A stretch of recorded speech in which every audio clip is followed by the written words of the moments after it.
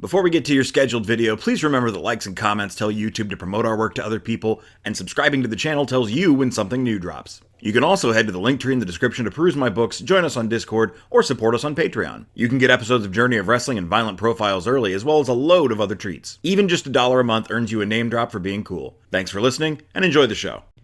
Greetings and salutations, fellow dead people. It is I, Eric J. Chucky, joined as always by the boy. Hey. This is the Two Nerds Podcast, and today we are talking about the 3rd season of The Legend of Vox Machina. But before we get into that, we need to talk about who's cool, which includes our trash elite, Rob, and a guy from Ohio, as well as everyone else who we treasure dearly. You did a big thumbs up, and I realized you're counting. Yeah. And not just approving of what I'm saying. It really rattled me. That's going to be Kitty Holbrook, DG, Destrucity KTL, a cat mounting a chair, on the tip of your tongue, Passion Killer 711. 8th one is going to be, who am I forgetting? Thomas Austin Jr. How could I forget Thomas Austin Jr.? I believe that's all. Is there 9? Is there 9 now? Did I forget someone? You just laughing? No, I'm laughing because I legitimately counted a cat mounting a chair. Oh, okay. All right. Ow! The cat then did a great dismount. This is the best opening we've had to a podcast. You all right, brother? She really got me. Move on. All Let's right. go. Okay. Yeah, I need to give you a minute. You can No, bandage let's up. go. All right. So, spoiler-free review. What did you think of this season? I quite liked it. I don't know that it was as wonderful as the first two. The first two being just an amazing love letter to not just Critical Role, but like D&D in general. The act of tabletop role playing. Yeah. This one had a lot. This one felt a lot less like a D&D campaign and felt a lot more like a fantasy series. That's not bad. It's just a different change in tone. It is. This is also a departure point for me because everything that happens, part of the stuff that happened in last season, everything that happens in this season, I did not watch the original show for. I kind of fell off. You caught most of season 2. Most of it. I didn't watch the stuff where they went into the Feywild, but like originally live or whatever. Yeah.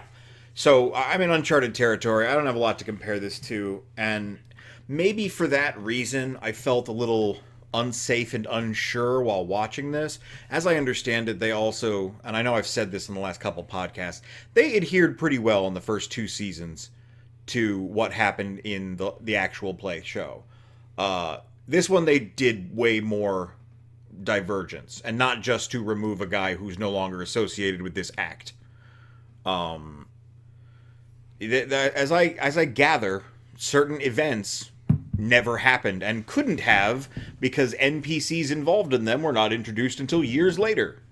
Yeah. Now, to be fair, I haven't watched season 1 of campaign 1 of Critical Role either. It's possible this happened and they only they backronymed it. It didn't. Oh, okay. And certain things didn't happen at all or happened very differently because the dynamic of the characters in the show and the characters in the campaign is very different. Or certain things happen very differently just to surprise the audience. They did a lot of changing. There was a lot more adaptational change in this season. I think that's probably partially why it doesn't feel as much like a D&D campaign. It is structured much more narratively like just a fantasy series than a D&D campaign in a way the previous 2 seasons weren't. Again, that's not bad. It's just different. It changes a lot of where the humor comes from. A lot of the first 75% of the episodes, most of the jokes were Grog and to a lesser extent Scanlan doing one throwaway line. Or like an interstitial, what a more cynical person than me would describe as like MCU quippy dialogue in between the other characters, like Wizard Lady, whose name I fully still don't remember, and her dwarf wife. I do remember Lady Kima, the dwarf wife. She Okay. was very important in the original game. I think the other lady is too, just less important. My brain wants to say Alundra, but I don't think that's right. I there's too many characters. I don't know, and I don't care to know. It's not that big of a deal. But you wouldn't. So, in a great example is, I can't remember if it's in the first season or second season, but in one of those previous two seasons, I think it's the first one because I think it's them on. I think it's the Whitestone arc. They are trying to get into a door. Right. It's like first episode, I think. And Vax cannot for the life of him pick the lock, and no one can pick the lock, and they can't get the door open, and they have to drag Vax away from the door as he shouts, "It's not a door, it's a thing of evil." That's a very tabletop RPG D&D joke. That joke doesn't happen in this season. I don't mean that it physically doesn't, that would be dumb and a repeat, it's that it couldn't. Structurally, it wouldn't fit the tone. Yeah, and it also lays really heavily into relationship drama. Which, hilariously, of the two of us, I'm normally the one who's much less fond of relationship drama bullshit in my entertainment media. You're normally more accepting of that. But here, it was reversed. I was fine with this. It seemed... I don't care. I'm not invested in this, but this is perfectly acceptable. I expect this in this particular type of thing. And it hit you a lot worse. It hit you a lot harder. I don't ship anyone here. Maybe is a good way to put it. And I don't care what they are or aren't doing. And honestly, I don't know, I wasn't at the table, but at least in adaptation, it feels a little forced or a little too fast. Now, I get it. It's an adaptation, and I can say this for the entire season. I don't have this as facts because, again, I didn't watch it originally. But it feels like they're condensing a lot of time and a lot of sessions into, a dozen half-hour episodes. They have to be. Sure, that's but just because this is the first time it's felt like it. The critical role. One of the things I've actually criticized it for. We kind of bounced in and out of spoilers. Sorry, you don't get a fully spoiler-free review here, like we normally do. It's good if you like the previous two seasons. You'll probably like this one. Depending on what you were there for in the previous two seasons, you might like it a little less. Had we spoiled anything? Not anything specific, but like general tone. Oh yeah, general. Well, I don't like. That's what a trailer does. Yeah, you get it. Not everyone is me and avoids trailers like the plague. But now I've lost my train of thought. I was gonna mention something. No, I've gone. You go. My apologies. I think you were giving a soft capping off the spoiler-free review section because of my frustrations with the condensing. Yes. Yeah. Thank you. One of the things I have criticized Critical Role for on this podcast, on the internet, and I haven't been killed for it yet, so good job, critters. Yeah, honestly, if you could be madder at us in the comments, that would really help the algorithm. It would help drive engagement. Is that they don't shut the fuck up ever. They're very chatty. And they're all dramatic actors, so given the chance to ad-lib monologue, that's delicious. Yeah, they will chew a piece of fat in a scene for like a long time. And that leads to, the positive end of that is that leads to very natural, human, rounded-seeming characters. Yes. Who, when they eventually fall together into romance, feels like, just two people getting together because they, they're around each other and they have this dynamic. It feels very natural. When you condense what has to be, I'm sure, 100 hours of just, let's say, Vax and Keyleth talking, in this part of the campaign that they're adapting for this series only, 100 hours of just them talking would be my guess. Into, conservatively, 30% of the season? I don't even know if that much. 20? Yeah. As much as I complain about this, it's not like it's that much of a focal point. Much more of the focal point is about finding the vestiges and defeating Thordak. Yeah, so it's not a huge section. It's a small portion of each episode will cover this, so it's not actually even that much screen time. I would say probably an episode's worth of screen time total. And that's just That's just much shorter, so everything is gonna feel more rushed. Yeah, and it ends up being kind of swingy with the characters. I think, honestly, probably Percy and Keyleth, well, Grog, sort of, in that he ever is, and maybe, yeah, my brain is blank. Ashley Johnson's character. Pike. Pike, thank you. I think they're the best characterized this season. I feel like they resemble their previous selves the most. Vax isn't bad because he is going through growth. He's changing. And he's reacting appropriately to the things that have happened to him. Yes, and I would agree the same thing about Scanlan, but he's reacted so hard that it's a really drastic shift. It's something they had covered briefly, and there had been signs of it in the previous 2 seasons, and of course, at the end of the last season, he had that big arc. Yes. Where he got, Myth Carver, and he was the big hero, and he has been. So this is actually a great point of divergence in the adaptations. Scanlan Shorthalt gets a character development way sooner in Vox Machina than he did in the actual campaign. Well, and he also starts out less toilety. He starts out less, this is my first D&D character. Sure. And much more of a fantasy character, like an adaptation distillation, a purified version of the character idea. And in so doing, he already starts way ahead of original Scanlan, and then he actually is developing in a much more natural arc. Again, this is secondhand. That, as I understand, he did in the original series. We'll get to this later, but there is a part of Scanlan's character development that I have seen separated out from the campaign because I'm a nerd, a D&D nerd on the internet.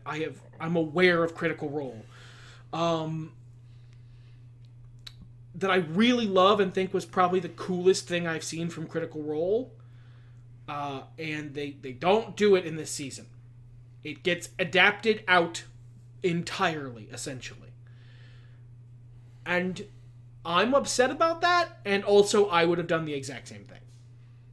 Adapting this series with the changes to the characters and the changes to Scanlan in specific, the thing that I think was a very cool piece of role-playing would not have made sense. It would have come across nonsensical. It would have been too ridiculous and too much of a tonal shift, especially because it would have happened so late in the season that characters would have had to have been acting very bizarrely for that to make sense. So they took Scanlan's the emotional weight behind that moment and they spread it out over the course of the season so that the landing was much softer. It's exactly what I would have done in their shoes, but it doesn't make the character feel different. The remaining character that I haven't mentioned is Vex, and I feel like in the first 2 seasons she's a lot more flawless, or at least she wears her flaws as strengths. Yeah, because they have that big episode with her with like that evil Fae dude in the second season. Sure, but that's like one of the last things that happens. Yeah, that's true. So with her acting very much her in-character age in this season and having confusion about trust and romance and sacrifice and dedication, it feels not quite, but approaching out of character. And I know it's not, because I've watched the actual play show up until where the season starts, and I'm aware of those flaws being present in smaller parts of her character throughout that, or certain ways she portrays herself. And part of it actually comes down to the voice portrayal, because up until now, she's been in full throaty, sultry mode with almost every line, whereas that's not. It's the more relaxed tone of a tabletop playing thing, where you're not doing your accent perfectly like a paid voice actor every single time. Often, for example, you get Grog voice lines that have nothing to do with Grog. They're just funny to say in the voice, right? As a comparison. So there's less stress on the very throaty voice and accent during those. And honestly, with the lack of that, I feel like the character's vulnerability is expressed sooner and more frequently. I feel like that was an intentional choice. And it might be. And there's nothing wrong with it. Like, it's just, this is, again, something changed in the adaptation. The incredibly, like, sultry vamp she does, like, Sure. it's a persona. And Vexalia is... She's feeling more vulnerable, more exposed, so you get more of her actual demeanor and voice coming through. But it does feel like a shift, and It absolutely is. I just think it's an intentional one. sure. My final spoiler for your review thoughts. I didn't care for most of this season. There were some really good episodes. I didn't like the villains. I didn't like the strong focus on Lady Kima and her wizard girlfriend, sorceress, whatever. For no other reason than this is already a really crowded cast. Well, as you can tell from the picture we chose, they're basically, like, in I Vox Machina. had to make a lot of effort not to just straight up crop Keyleth out. And she's so important this season that I couldn't do that. And so, like, it's just... These two are, like, for certain episodes, they're just in the group. For about half the season, yeah.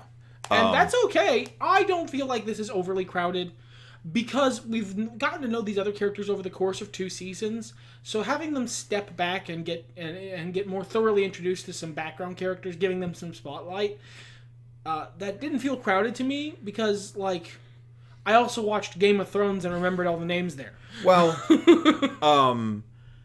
Now, notably, I don't remember these. And you've said the dwarf lady's name 3 times so far, and I can't absorb it. I think in a show like Game of Thrones, part of the advantage there is that even the book was written like this. You pivot between locations and players. You get kind of the cast of this set. And they do this, they often split the party in half or very briefly into thirds, and you get a little bit of that, but, like, again, the thing they're adapting was the main cast, for by and large.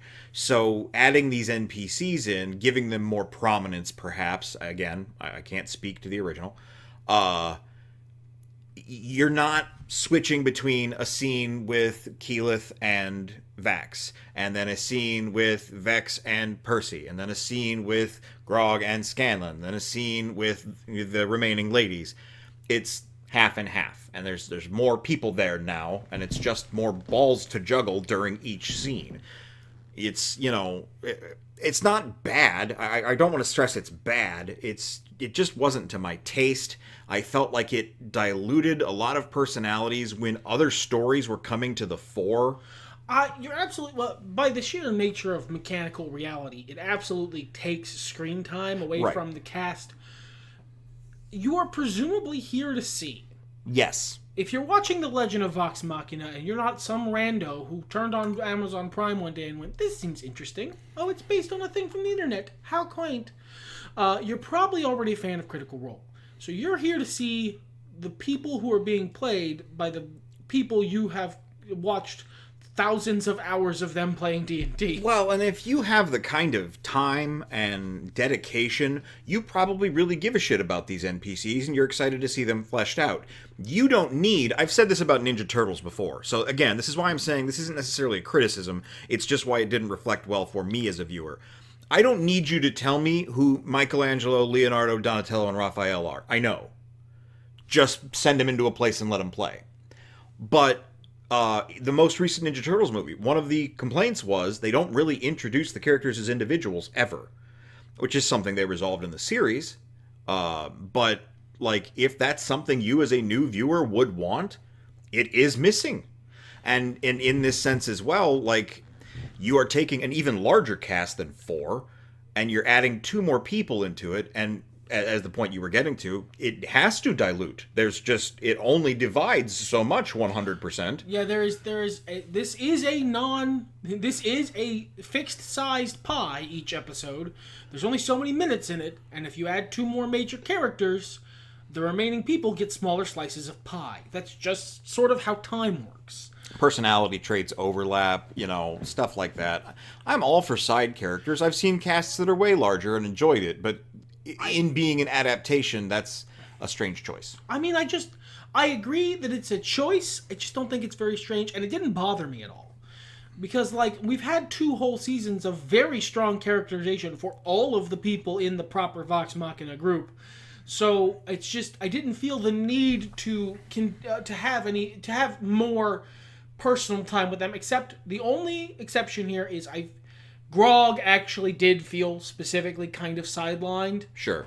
He became much more of just a comedy character, but like that is what Grog is. Much like Percy last season, he just had his big arc. Yeah, Grog, and that's exactly Grog just had his big thing with his big like realizing moment. He can take a step back to let some other people have some shine, and also I've seen Grog in the tabletop. He's mostly just a comedy character. And if there weren't such big, important character moments and arcs for everybody else, then yeah, absolutely, let's flesh out some other characters. And I understand there's not time to do this. Look, if I were writing this naturally, I would have just had certain things, certain events, take place at a different time, if now is when I want to highlight these NPCs. These former side characters, uplift them to a main role light for, 6 episodes. But the choice to keep those original events happening when they do and introduce these characters now so that you kind of know who the fuck they are when those other things happen, valid. Yeah. It's complicated. Changing, adapting a show like this, especially when you have to kill certain darlings, is difficult. It's, I'm sure those of you who enjoyed the original campaign for the love stories were probably upset that certain things didn't get said or played out the way they did on the show. I know for a fact there are several very strong Critical Role fans who are not happy about certain changes made to, shall we say, future cast and character appearances. And I know there are some who are much like you, not terribly pleased that these NPCs are sitting here taking up screen time. I've seen these opinions. I'm not mad about it. Like this is ingredients in an overall stew of this wasn't for me. So another thing, I was kind of excited for them to get to Ankarel. I do like Eastern settings like that, inspired by deserts and things like that, and they basically showed up and left. Yeah, they were in there for, I think if you added it up, 1 episode. Maybe like 1.5, but well, I think they were literally only in there for 1.5 episodes. But if you cut out the parts that aren't on Carl in those 1.5 episodes, it's just 1. They were also another part that bothered me was I didn't really care for any of the villains. I really liked the poison dragon lady. So at some point I turned into White Raven in that I don't remember names anymore. Gosh, it's on here somewhere. Raishan. I liked Raishan because I actually kind of liked that whole arc of this actually did feel like a tabletop RPG thing.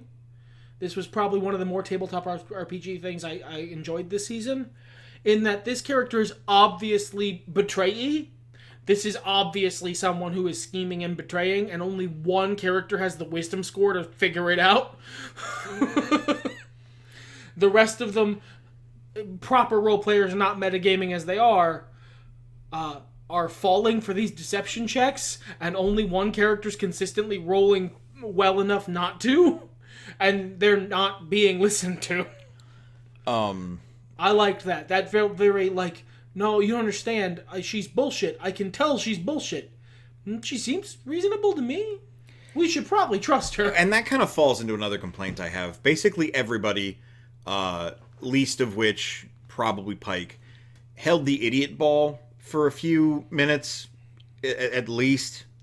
And like some of that is if the characters never make any mistakes, the show's a lot different and probably a little more boring. And part of that is, I mean, these are dumb decisions those characters actually made in the original series, and if you adapt out all their dumb decisions, that's not ideal. No, but it's, again, the time that was taken in adaptation same thing with the relationship plots. They come to conclusions, or they agree to disagree, or whatever event happens too quick, too clean. It's something like a complaint you've had in the past about Thor Ragnarok. Is the jokey joke right after everybody mourning the destruction of... It just is tonally... It feels tonally insensitive, and it robs a powerful moment. Sure. So, and I will use Pike as an example, because this is the one time she's actually holding the idiot ball in the show. They go to hell, and they make a very express thing: don't go drawing attention to yourself as a cleric in hell. And, like, the first thing she does when she's away from people is tries to heal some random rotten soul in hell. Like, there wasn't enough pushing. There wasn't enough deliberation. There wasn't enough convincing, whatever you want to call it, whatever path you take to get there. It didn't feel natural that she made this mistake to you, because there hadn't been enough time spent on the things affecting her judgment to make that happen. Right. And when you apply that to the relationships, for example, people come to conclusions that seem, I wouldn't go so far as to say ridiculous, but rash, harsh, very quickly, without the hemming and hawing that would make them feel natural and take up a bunch of screen time. So it feels artificially dramatic, if I could use that as the turn of phrase there. And it just, like, it takes away from it. And, And you're right, it is melodrama. Yeah. Like, it is, some of the decisions that these characters make, because they are condensed so much, especially the relationship stuff is specifically what you're talking about for a lot of them. Mostly, yeah. Sometimes it's disagreeing with Keyleth. Raishan would say things like, well, you have to hang out with me because, and they'd be like, yeah, she makes a really good point, Keyleth. Why are you being such a bitch? All right, memes aside, D&D jokes aside, it felt like everyone was like, I mean, yeah, she is probably going to betray us, but what other options? What other options we got? Well, and they didn't really spend a lot of time exploring that. Like, I as somebody who knows, I'm 25% or less Italian, so I'm allowed to say it like that. As somebody who knows how to put together a show and what you have to do here, I get that this couldn't be perfect. Like, the only because the only way to fix most of the things you are not pleased about, I'll put it like that, is to add like 6 more episodes. Or 15 minutes onto each episode. And either way, like, that's going to take so much more time and money to animate and voice. Because these are traditionally animated things, even in the modern era with computer help. That's expensive, dog. Especially with the company they're going with, who does such quality animation. And pays their workers, like, a reasonable amount, one would hope. So that's expensive, dog. Yeah, I get it. But that doesn't...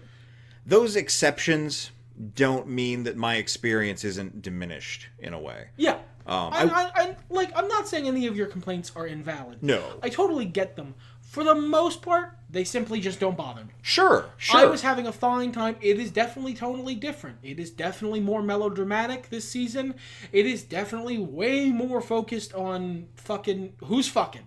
And why are they fucking, and how are they fucking, and will they fuck? And those are things traditionally I don't give a shit about. And this is, I recognize that I'm the exception here. For most people who watch fiction, normies, they have a very strong cleaving to romantic subplots and relationship drama. I'm not that guy. I don't care. But it didn't. Even having said all that, I was still having a pretty good time every episode. I might have enjoyed the relationship drama more if it wasn't portrayed necessarily as, we're having relationship drama now. Drama, you say? Yes. That was the part of the episode when relationship drama happens. Everyone, strap in. Yeah. Because I will say that's a very fair criticism. They change it's animated, but these are the terms I have. My apologies. They change the cinematography of the scenes where the relationship drama happens.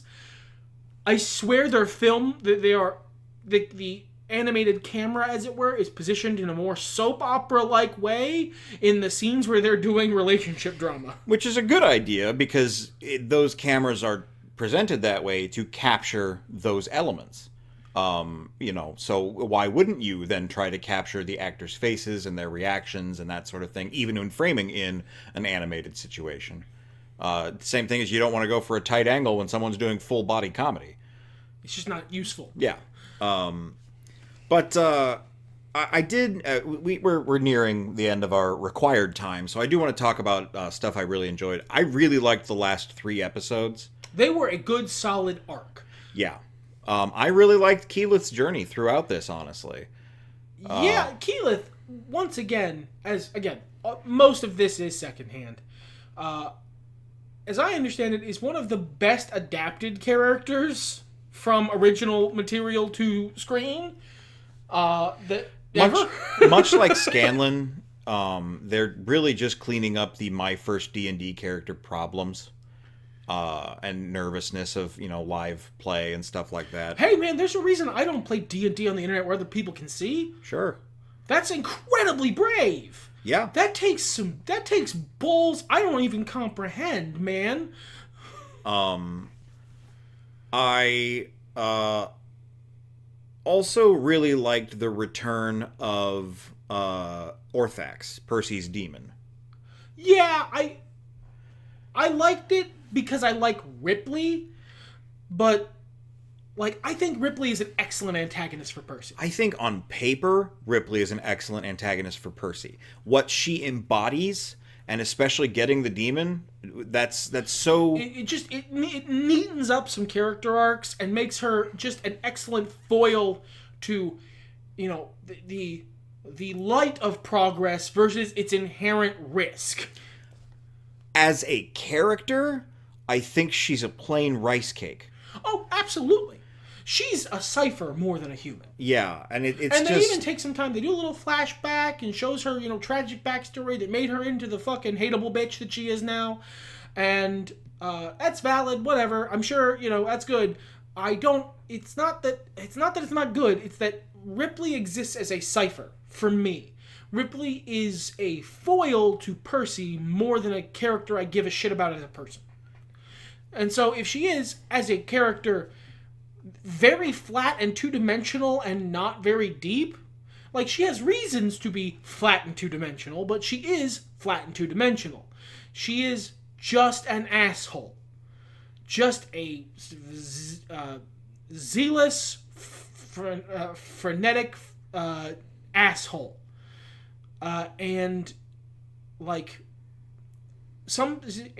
Especially in fiction with these hyper-realized characters, that's okay. Sometimes villains don't gotta be deep. Yeah, that's not the thing I have a problem with. I know we're trying to be, complimentary, but we brought up this point. I can just use modern parlance to convey this swiftly. Adding to the problem of a show that's going too fast, one of your primary villains having 0 Riz. Yeah, Ripley has L Riz. That's just fact. Thordak doesn't even have that much, and that's no hack on his voice actor. Rest in peace, Lance Reddick. Thank you for all of your contributions to the art. It's just the character. Thordak is fine. You didn't like Thordak's voice filters. Valid, but not a problem with the voice actor. In the first episode. But yeah, this has nothing to do with the voice actor. I just don't know who Thordak is. He's so two-dimensional. All of these villains are so two-dimensional. Except Raishan. And she was fine. And Raishan is two-dimensional, but she's got Riz about it. Yeah, a little bit. Well, it's Cree Summer, and she's getting to be a villain, which is not the majority of her career, and she's killing it. Yeah, she seems to be having a good time and a bad time in appropriate points. Yeah. And it's just, she's charismatic, to use the full non-Zoomer term, whereas Ripley and Thordak aren't. They're very much archetypal more than interpersonally charismatic. So this is light spoilers, but something I did want to touch on because I really enjoyed it. Was the episode Hell to Pay with the character Xerxes. Who is, and you said that you've confirmed this 100% this did not happen back Xerxes then. didn't exist during the original campaign of Critical Role. Xerxes is a character from EXU Exandria Unlimited Calamity, DM'd by Brennan Lee Mulligan, and played wonderfully by an actor whose name I don't remember. And it's probably the guy they got to voice him. Xerxes' character is incredibly tragic in that series and is the impetus behind some of the best monologues from a D&D villain you'll hear. Go look them up. You can find clips of them, millions of clips of them. They're incredibly memeable. But they put him in here, which is a wonderful, way of weaving in Calamity into the series. And also makes for excellent character development for Pike, who doesn't seem to have gotten much character development in the original series, because Ashley Johnson was gone for half of it. Yeah, she was pretty busy. And I like Pike, so I'm glad to have more Ashley doing stuff. I think she's probably among my favorite characters. Percy's pretty arguable, but if I had to carve Vox Machina down into just like a three character party, which is much more common for us playing D&D in real life, Pike, Scanlan, Grog. I mean, yeah, we usually play that level of destructive memes. Yes, but like those are the best members of Vox Machina in terms of like being enjoyable to watch. Grog gets on a lot of his jokes did not land. I said it in the order I meant it. Yeah, I would have Percy in there instead of Grog, but I've played too many Percys to. Yeah, I get that. But at the same time, watching this, I'll stress it again, really enjoyed Keyleth's arc. Really liked where her character went. I love watching her use what are definitely not 5th edition class features that I hate. In a way that is interesting and fun and cool. Yeah, absolutely. Keyleth is great in this show. I love that every member of Vox Machina has had like their big moment to shine when fighting a dragon so far. Mm-hmm. They've all had their one, at least I think they basically have. Their one that they were really the one who put fucking hands on a motherfucker. And Keyleth gets one right at the end of the season, and it was great. It's very cool. She has all of the shit about nature magic I think is really dope. Is there anything else you'd like to stress before we sign off for this episode? I think this episode has actually been a great review of this. Like, normally I don't praise our podcast on the podcast. It feels weird and self-congratulatory. But I feel like this one could be divisive. Not the podcast, the season. There are definitely people who aren't going to like this as much as the original 2 seasons. And that's perfectly understandable. But, like, I did. It was fine.